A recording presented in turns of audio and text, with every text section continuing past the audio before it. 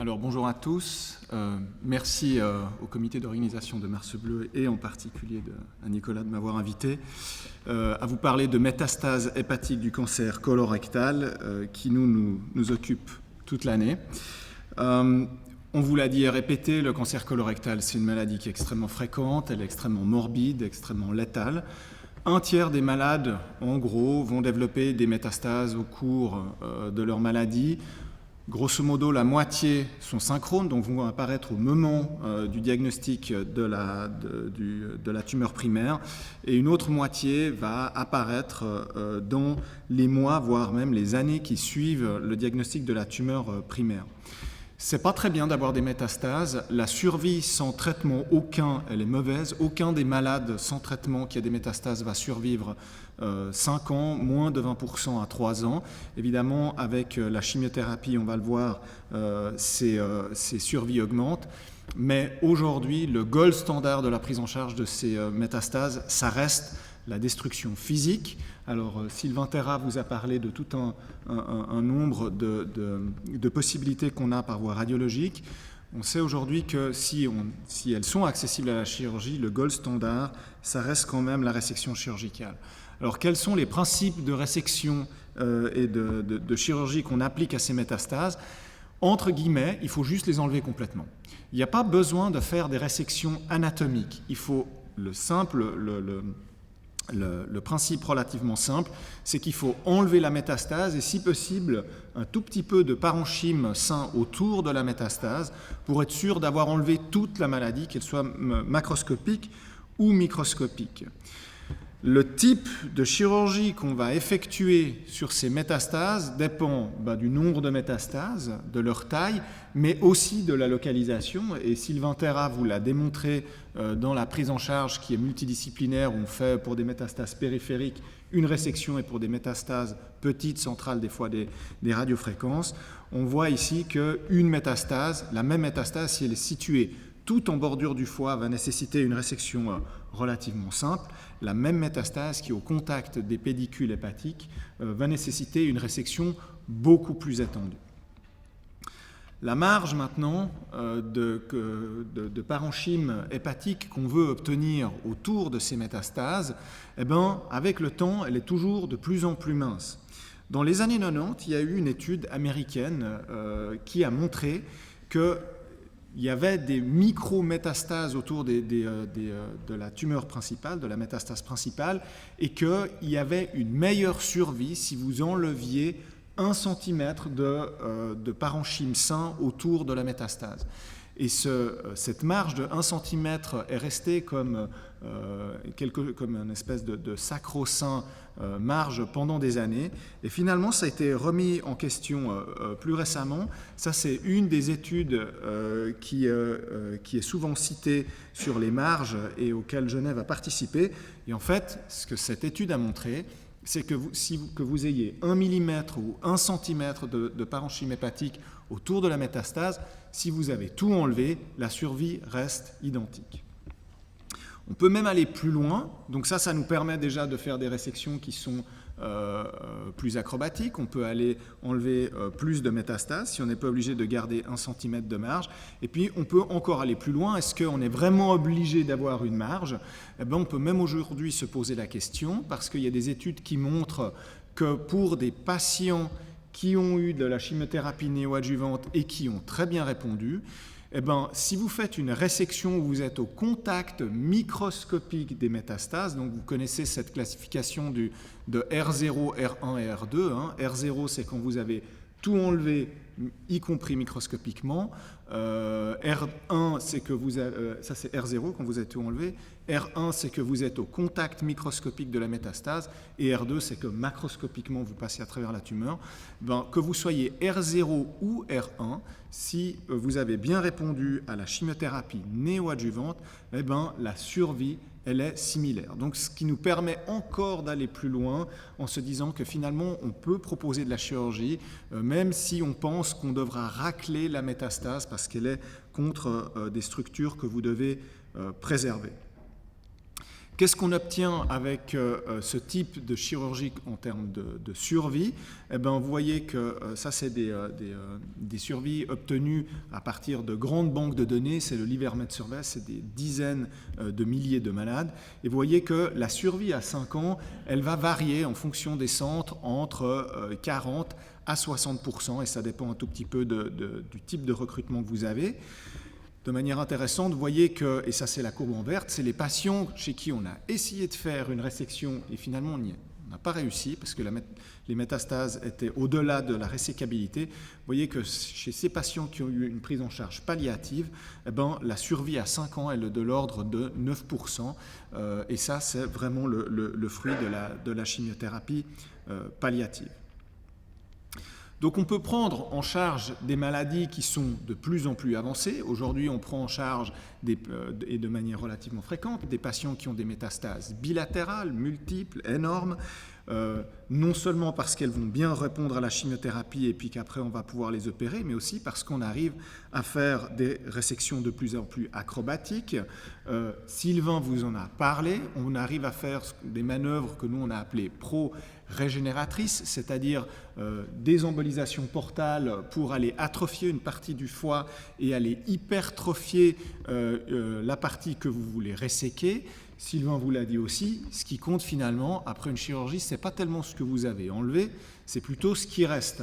Alors on dit toujours le foie régénère, c'est vrai, mais ce n'est pas comme une queue de lézard, hein. Les structures qu'on a resséquées sont parties pour toujours, c'est la partie que l'on laisse derrière la résection qui va s'hypertrophier pour finalement aboutir à un volume qui est similaire à celui qui était là avant la chirurgie, mais il faut quand même un volume minimal de base, et sans quoi vous allez avoir une insuffisance hépatique. Donc on arrive à faire ces embolisations portales, on peut aller même chirurgicalement faire des manœuvres pro-régénératrices qui sont encore plus avancées, comme des chirurgies en 2 temps. De nouveau, et ça c'est l'image du haut, Sylvain vous l'a dit, si vous faites une embolisation, ça va donner un signal de prolifération au foie résiduel de croître, mais les métastases vont recevoir le même signal et probablement grandir, donc vous êtes obligé de faire des chirurgies en 2 temps. Vous allez dans un premier temps, par exemple, si vous voulez garder à la fin de la procédure la partie gauche du foie, vous pouvez d'abord nettoyer le foie gauche de toutes les métastases, l'emboliser dans un deuxième temps pour pouvoir permettre une augmentation du volume du foie gauche résiduel, et puis dans un troisième temps aller faire la résection de la partie droite du foie. Et puis aujourd'hui, on peut coupler ces embolisations portales à des partitions du foie. Ça se fait dans certains centres. C'est une technique qu'on appelle le HALF pour donner des régénérations qui sont encore plus grandes. Donc le message, c'est qu'on peut aller de plus en plus loin. Des maladies qui semblent irrésécables peuvent finir par être resséquées, et il ne faut pas avoir l'impression que les carottes sont cuites d'emblée et de ne pas référer les patients à des centres multidisciplinaires. Le message, c'est qu'il faut les référer à des centres multidisciplinaires parce que tout un tas de patients qui sont irrésécables initialement peuvent être amenés à la chirurgie. Mais malgré tout ça, malgré tout ce qu'on fait, de temps en temps on n'y arrive pas, notamment si tous les segments du foie sont impliqués. Des fois, le seul moyen de se débarrasser de toutes les métastases, ce serait d'enlever tout le foie. Alors, ça c'est possible, mais si vous enlevez tout le foie, vous rentrez dans une autre catégorie qui est la transplantation, qui est la deuxième partie de la présentation aujourd'hui. Alors, la transplantation pour métastase hépatique du cancer colorectal, ça se fait. Ça s'est fait d'ailleurs parmi les 5 premières transplantations qui ont été faites par Starzel dans les années 60. Il y avait un patient qui avait des métastases hépatiques du cancer colorectal. Le problème, c'est qu'on s'est rendu compte que les résultats étaient très mauvais. La plupart de ces patients ont récidivé avec des survies qui étaient exécrables. Ça, c'était une série dans les années 90 d'un groupement européen qui a montré que les survies étaient vraiment pas très bonnes et ça a fossoyé pendant très longtemps la transplantation pour les métastases hépatiques du cancer colorectal. Et puis, dans les années 2000, il y a un groupe qui a ravivé un peu l'intérêt de la transplantation pour les métastases du cancer colorectal, et c'est le groupe d'Oslo en Norvège. Alors pourquoi est-ce que c'est ce groupe en particulier qui s'est permis de recommencer une procédure qu'on avait fossoyée depuis si longtemps? Eh bien, c'est parce que la situation de transplantation en Norvège elle est extrêmement particulière. Il n'y a qu'un seul centre de transplantation qui est Oslo, et ils ont quasiment autant de donneurs que de candidats en liste pour la transplantation. Donc la durée moyenne d'attente pour un foie en Norvège, elle est de moins de 4 semaines. Et évidemment, quand vous avez pléthore de donneurs et quand vous avez une telle situation, vous pouvez commencer à vous permettre de faire des transplantations pour des indications borderline sans prétériter les autres malades qui ont une indication plus classique à la transplantation. Alors ils ont rapporté leurs expériences pour les transplantations des métastases du cancer colorectal, 21 cas publiés en 2013, et ce qu'ils ont montré, à l'étonnement de tout le monde, c'est que la survie totale à 5 ans était de l'ordre de 60%. Donc pas si mal que ça. Le problème fondamental, c'est que ça c'est une survie totale. Par contre, la survie sans récidive, elle était beaucoup moins bonne et la plupart de ces patients récidivaient dans l'année.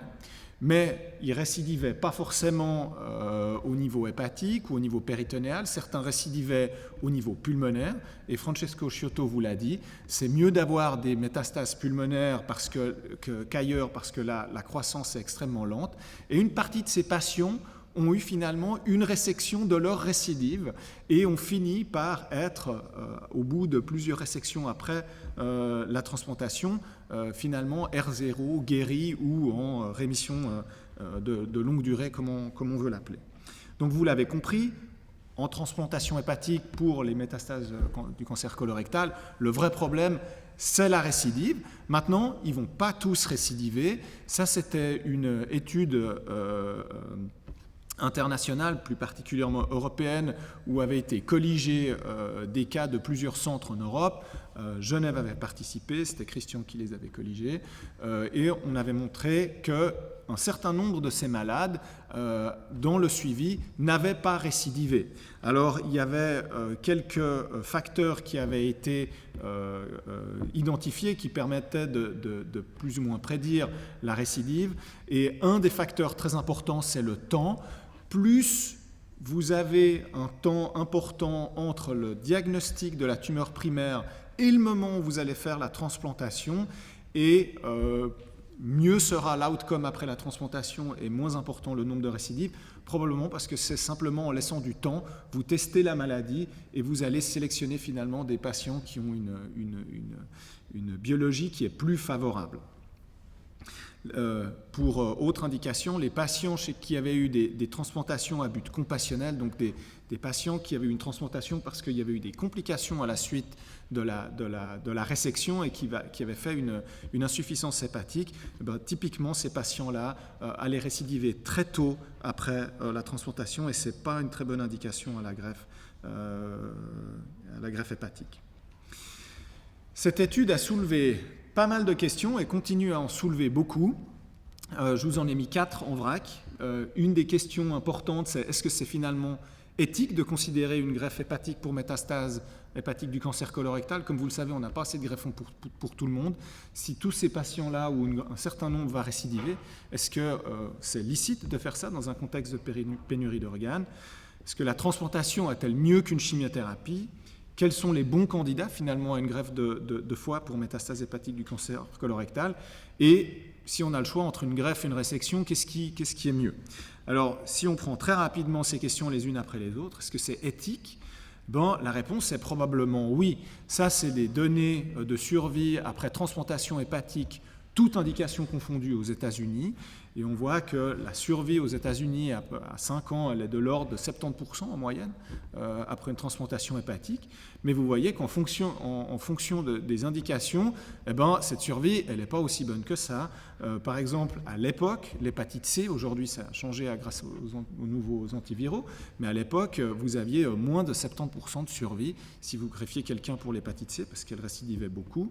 Et puis, tout à droite, vous voyez que les retransplantations, quand on fait une deuxième greffe hépatique chez le même malade, ben, la survie qu'on obtient après une retransplantation, eh ben, elle est bien inférieure, elle est de l'ordre de 60%. Alors, finalement, si on ne se pose pas trop de questions avant de faire des retransplantations, est-ce qu'on devrait se poser pour faire des transplantations pour des métastases hépatiques du cancer colorectal si vous avez les mêmes outcomes? Est-ce que la transplantation, c'est mieux qu'une chimiothérapie? Eh bien, on n'en sait rien parce que c'est clair que, je vous ai dit, la survie, lorsque vous n'arrivez pas à opérer ces gens, à les resséquer, la survie, elle est de l'ordre de 9%, moins de 10% à 5 ans. Et ça, grâce aux chimiothérapies qu'on arrive à obtenir. En réalité, les 60% de survie à 5 ans, ce n'est pas n'importe quel patient lambda qui a une transplantation hépatique, c'était probablement quand même des patients relativement sélectionnés. Et il va nous falloir une étude randomisée pour déterminer si c'est mieux qu'une chimiothérapie. Alors cette étude, il y en a 2 qui sont en cours. Celle qui est le plus avancée, c'est une étude parisienne qui s'appelle Transmet et qui a été faite par le professeur René Adam, qui est un des patrons de Paris, que je remercie de m'avoir donné cette diapositive. Ça, c'est en gros leur étude qu'ils sont en train de faire. Donc, ils vont pour des patients qui sont irrésécables, soit les mettre sous chimio, soit les greffer. Et puis, on verra quelle sera leur survie. Pour l'instant, on n'a pas encore eu de résultats, même intermédiaires, vraiment, de cette étude. Donc, c'est un peu tôt pour vous dire si oui ou non ça vaut la peine de faire une transplantation hépatique plutôt qu'une chimiothérapie, et on attend les résultats avec impatience. Quels sont les bons candidats à la transplantation? Je vous ai dit, la plupart des centres qui font des greffes hépatiques présélectionnent quand même beaucoup ces candidats. On ne prend pas le patient lambda pour lui faire une transplantation hépatique. Alors en fait, on peut s'appuyer sur l'expérience d'Oslo pour répondre en partie à cette question. Parce que dans l'étude qu'avait fait Oslo, finalement, ils avaient vraiment défriché le sujet, et puis ils avaient fait des greffes pour des patients qui avaient des métastases multiples. Il y avait des patients qui avaient plus de 10 métastases, il y avait des patients qui avaient des métastases uniques, et en fait, l'hétérogénéité de la population qu'ils ont greffée leur a permis de voir quels étaient un peu les éléments qui étaient associés à des mauvaises survies. Alors, comme toujours, la taille compte en chirurgie et en médecine. Donc, d'avoir une grosse métastase, ça veut dire une charge tumorale qui est importante. C'était un mauvais facteur de risque. Et le cut-off, c'était une plus grosse métastase de 5 cm et demi. Le CEA, c'est un marqueur biologique qui est probablement ce qu'on appelle le surrogate marqueur de l'activité biologique. De manière très importante, le temps, là on le retrouve aussi, et c'était 2 ans aussi. Vous voyez que les patients qui avaient été greffés, moins de 2 ans entre la découverte de la tumeur primaire et les métastases, avaient des survies qui étaient moins bonnes. Là encore, c'est logique, hein, ça nous laisse le temps de voir ce qui se passe. Et puis finalement, les patients qui étaient en pleine progression au moment où on allait leur faire la transplantation étaient des patients qui avaient aussi des moins bonnes survies. Et ces 4 éléments-là, le groupe d'Oslo les a intégrés dans un score qu'ils ont appelé de manière extrêmement originale le score d'Oslo. Et chaque item est égal à 1 point, donc vous pouvez aller entre 0 et 4. Et ils ont lancé une nouvelle étude. La première étude s'appelait l'étude CK1, et là encore, très original, ils ont fait l'étude CK2.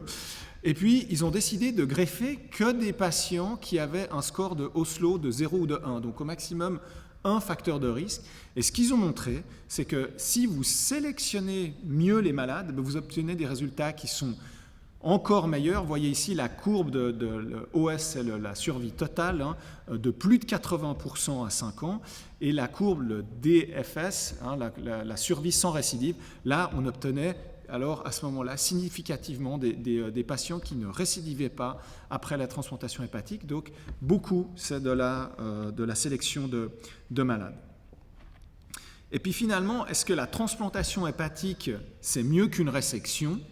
On sait que dans les grands registres, la survie à 5 ans elle est de l'ordre de 50%. Alors si finalement on obtient plus de 60% de survie à 5 ans, est-ce qu'il vaut mieux pas greffer les malades plutôt que de les resséquer? Là, on est vraiment en territoire inconnu et une partie de l'étude d'Oslo, donc dans cette étude CK2, il y a eu plusieurs bras et un des bras, ça sera de randomiser les patients entre résection et transplantation. Et vous voyez que l'outcome, le primary endpoint, c'est une survie qui se voulait à 10 ans. Alors pour l'instant, on a zéro information sur l'état de cette étude qui est en cours, mais ça sera extrêmement intéressant de voir si on obtient des meilleurs résultats en les greffant qu'en les transplantant, qu'en les resséquant. Voilà, malgré tout ça, malgré tout ce qu'on arrive à faire, les résections acrobatiques, les transplantations, finalement, le meilleur résultat, c'est de ne pas être malade et on n'arrivera jamais trop à insister sur le dépistage pour prévenir l'apparition de tumeurs primaires et de métastases. Merci beaucoup.